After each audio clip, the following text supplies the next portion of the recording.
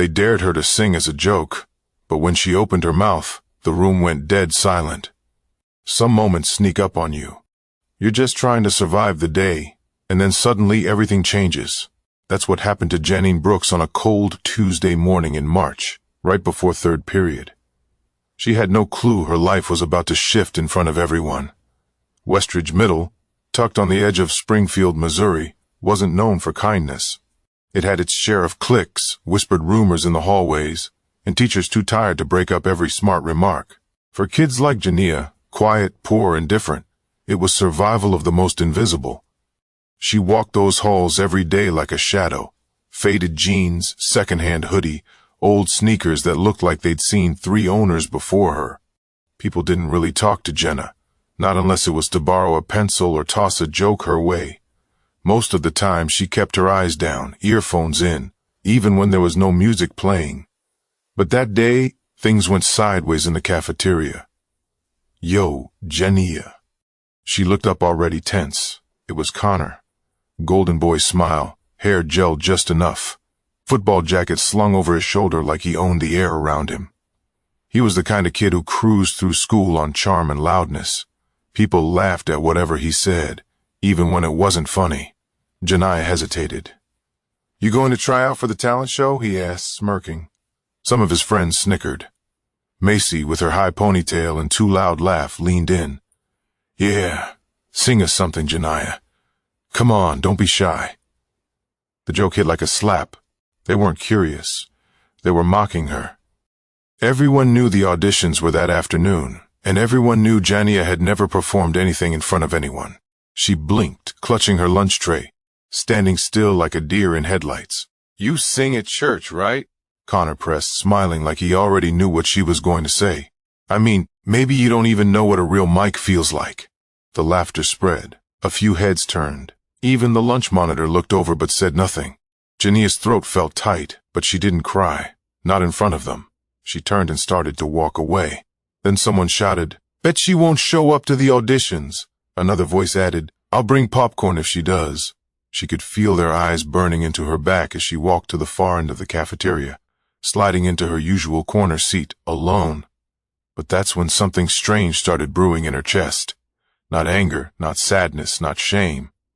It was something quieter, but stronger.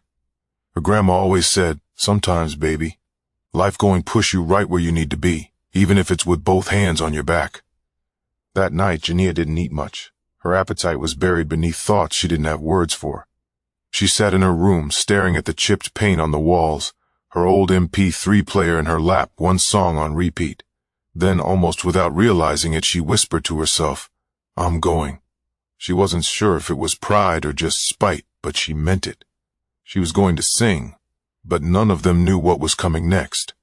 Janiyah's neighborhood sat behind the old train station on the east side of Springfield. You could smell oil and rust in the air if the wind blew the wrong way. Her apartment building looked like it hadn't been painted since the 9 seconds, with crooked mailboxes and cracked sidewalks that nobody ever fixed. But inside apartment 2B, it felt like another world.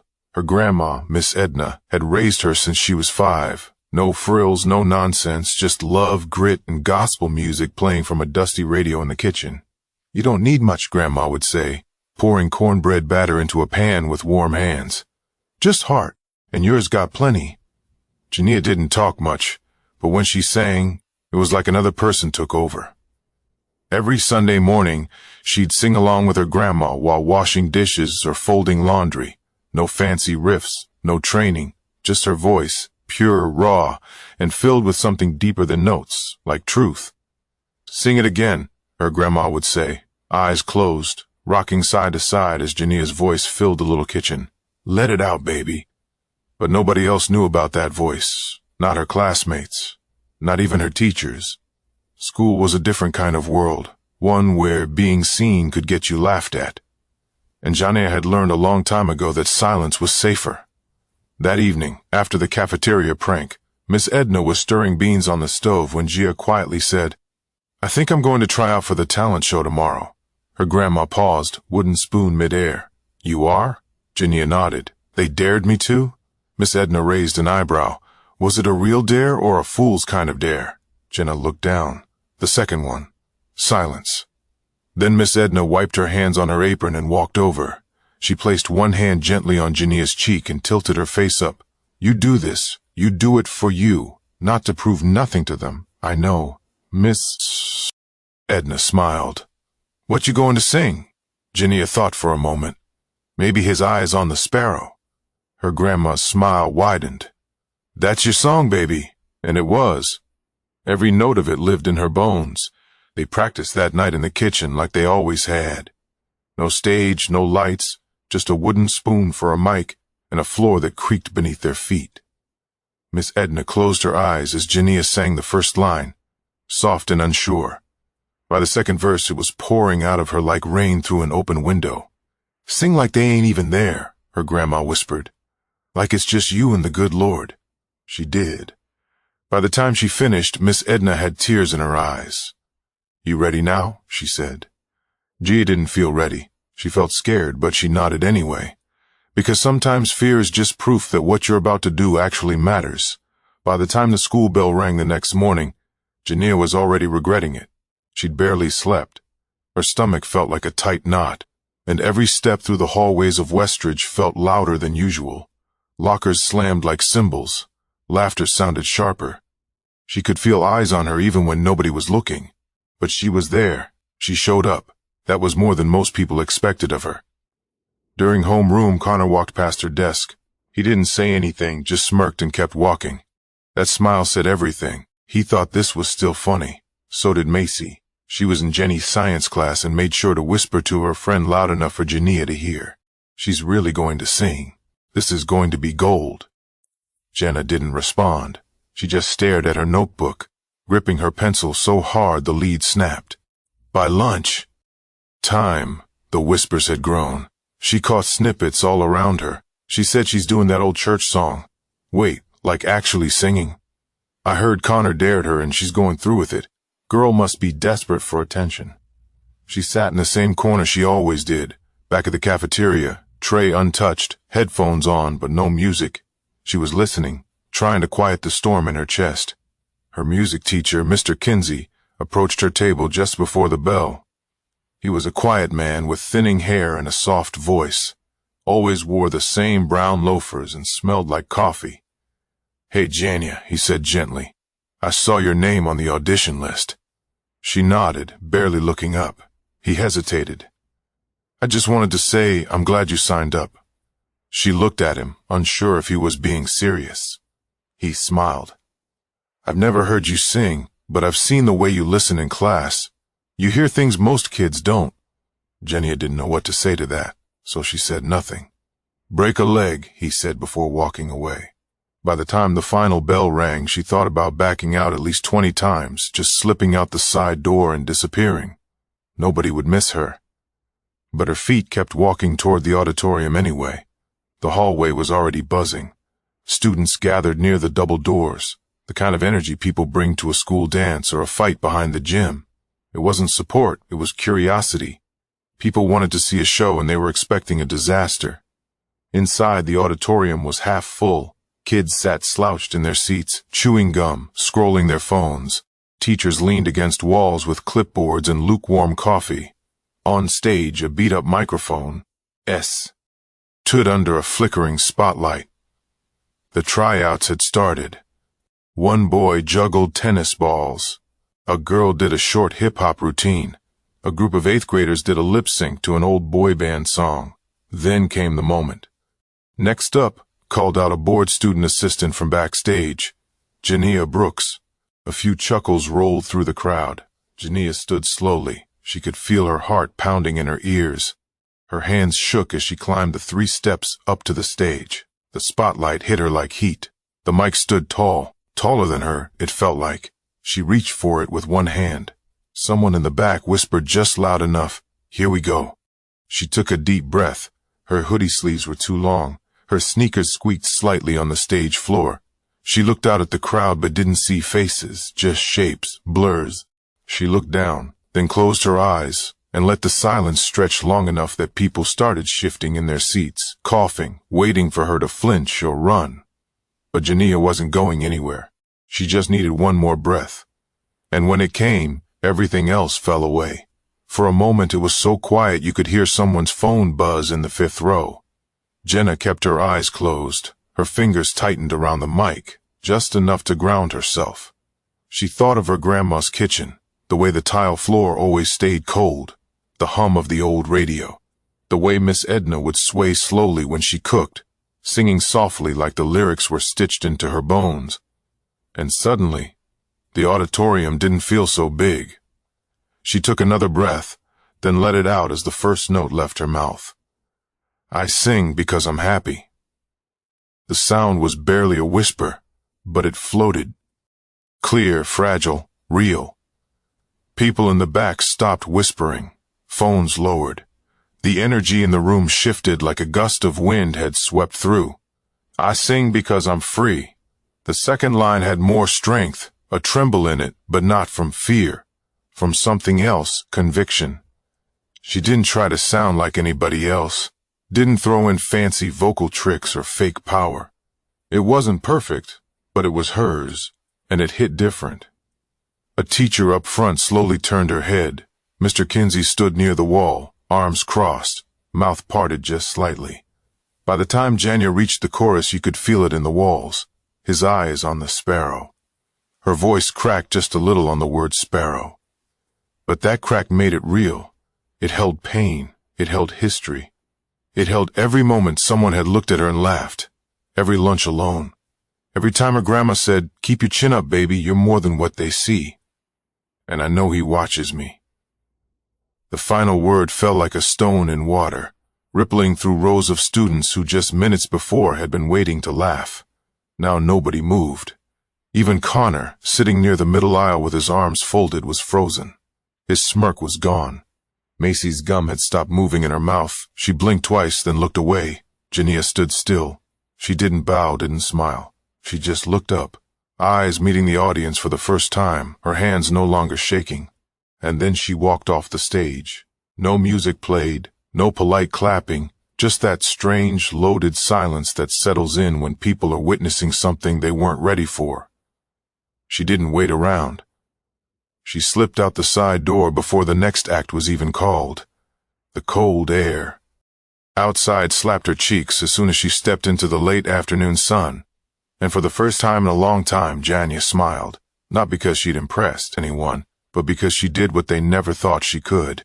And deep down, she knew they'd never see her the same way again. By the time Jania got home that evening, the house smelled like fried cabbage and sweet potatoes. Miss Edna was in her usual spot at the stove, humming softly. She turned when Janine came in. "Well?" she asked without needing to say more. Jania dropped her backpack on the floor. Her face said it all. Miss Edna raised one eyebrow, a smile playing at her lips. "You didn't run?" "No, ma'am, you sang." Jania nodded, and she shrugged. They listened. That's all she said, but that was enough. Miss Edna walked over and wrapped her arms around her granddaughter's shoulders, holding her close for a quiet moment. "You did good, baby," she whispered. "Proud of you." That night, Jenny slept harder than she had in weeks. The next day at school felt different. Not dramatically, not like in the movies where the shy girl walks in and everyone claps or clears a seat at the cool table. But there was a shift. People looked at her, really looked at her. Not in mockery, not out of curiosity, just recognition. She walked down the hallway and a seventh grader she didn't know gave her a thumbs up. In history class, her teacher smiled and said, "Heard about the performance yesterday? Must have been something." Even Macy, who hadn't said a word to Jania in months, muttered, "You can actually sing." Jania didn't respond, just kept walking. Connor stayed quiet. He didn't tease her, didn't smile that smug smile. Nothing. He avoided her eyes now, and that honestly felt better than anything he could have said. After lunch, Mr. Kinsey pulled her aside in the music hallway. "You were brave yesterday," he said. "That wasn't an easy room." Jenny nodded.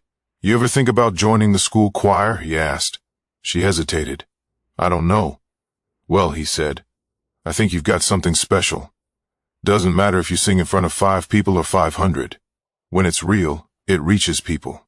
She looked down, then back up at him. "Maybe." He smiled. You've got time. It wasn't some grand offer. No trophies, no instant fame. But it was the first time someone at school had seen her for more than what she wore or where she lived. That afternoon, she sat alone on the steps outside the school, letting the sun hit her face. For the first time, she wasn't trying to disappear. She was just being still. She thought about what had happened. It had started as a joke, a setup, a dare meant to embarrass her. But they didn't expect her to be ready. She hadn't even expected it herself. But sometimes the best moments come when you stop trying to survive and finally decide to show who you really are. Over the next few weeks, things didn't explode for Jana. They unfolded slowly, like the sun rising after a stormy night. She wasn't suddenly the most popular girl in school. She didn't get a flood of compliments or a standing ovation in the halls, but she wasn't invisible anymore.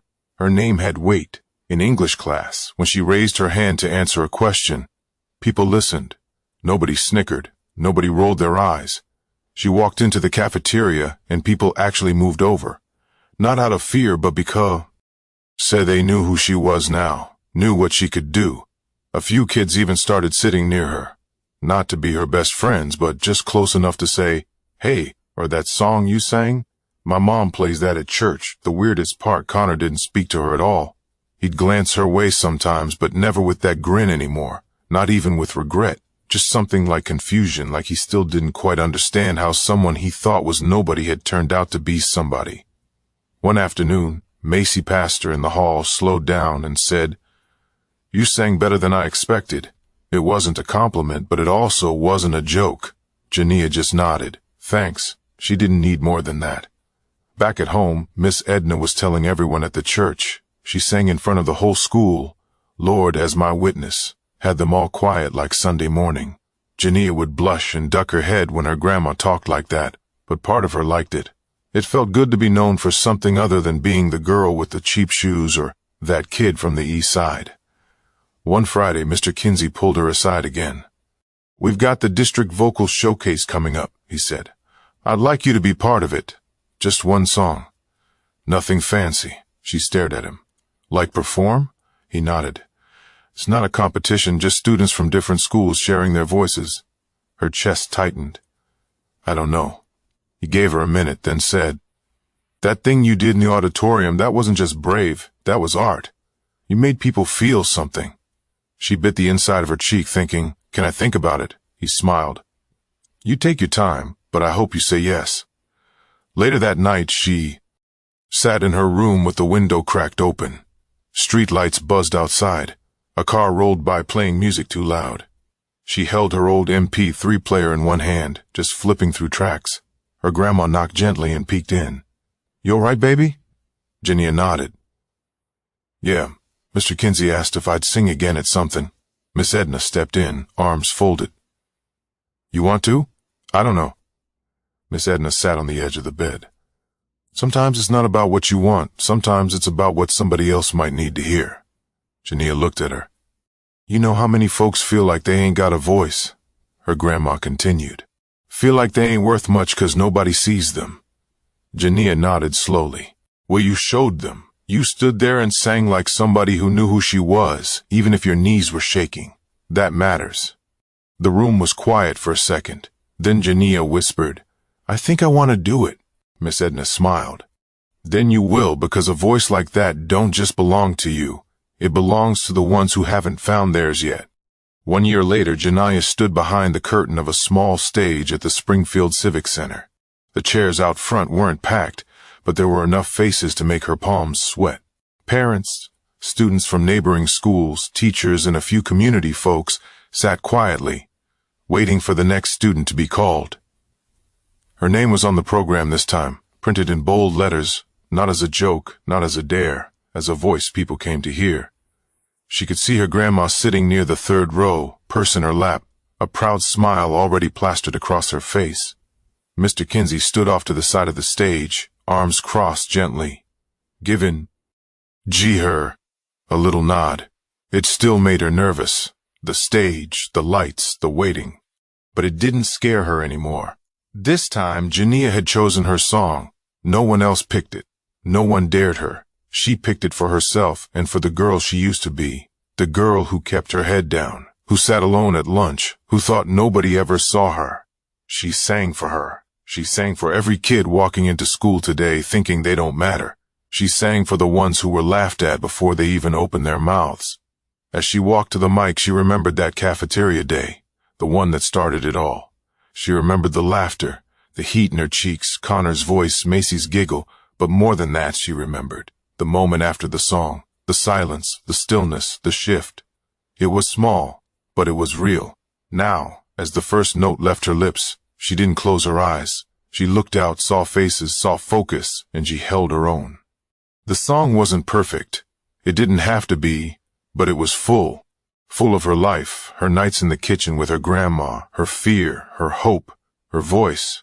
When she finished, the applause came gently, like a wave rolling in. No screaming, no wild cheers, just warmth. A few people stood up. Miss Edna did first, others followed. Jania stood there, not because she wanted attention, but because she finally understood something. Her voice wasn't just sound, it was a story. It was proof that people can grow out of silence. Later that evening, after the crowd had cleared and the stage lights dimmed, Jania stepped outside with her coat zipped up tight. The air was sharp, but it felt good. Mr. Kinsey joined her on the steps. "You did it," he said. She smiled. "Yeah. You ever think you'd be here a year ago?" "Not even close." He chuckled. "Funny how things change." She looked out at the parking lot where Miss Edna's car waited, engine running. "Some things don't," she said. "I still get nervous. That just means you care." She nodded, then asked, "You think there's more I can do with it with your voice?" "Yeah." He looked at her serious now, Jania. "There's no limit to what you can do. The real question is, do you believe that?" She didn't answer right away, but then she smiled. "I think I'm starting to," and that was enough for now. As she walked to the car, Miss Edna rolled down the window. "You sounded like an angel, baby." Jania laughed softly, more like a tired one. Miss Edna grinned. "Even angels get tired. They still do what they came to do." Jania climbed in, closed the door, and sat back in the warmth. She stared out the window as they drove off, lights blurring by, city quiet, music low on the radio. The road ahead wasn't clear, but her voice had finally found its place. And that's what matters. You never know what someone's capable of, especially when the world's only ever given them silence. Sometimes all it takes is one chance and the courage to take it. So here's the question. What are you still holding back? What would happen if you finally stepped into your own light? Don't wait to be picked. Don't wait to be dared. Use your voice.